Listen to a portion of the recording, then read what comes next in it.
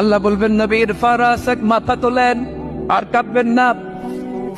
বিশ্ব নবী মাথা তুলবেন, আল্লাহ বলবেন সাল তো, আপনি যা চাবেন তাই দেব। ওয়াশফা তুশাফা, সুপারিশ করেন, সুপারিশ কবুল করব।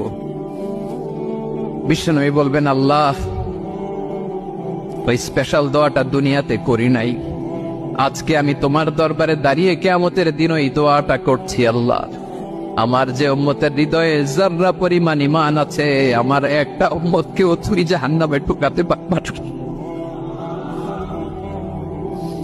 বিশ্বনবী পাগলের মতো একবার হাউজে কাউসারে যাবেন, একবার সিরাতে যাবেন, একবার পুলসিরাতের দিকে, একবার হাউজে কাউসারের দিকে পাগলের মতো দৌড়াতে থাকবেন, তার কোন গুনাহগার উম্মত যাতে জাহান্নামে ঢুকে না যায়।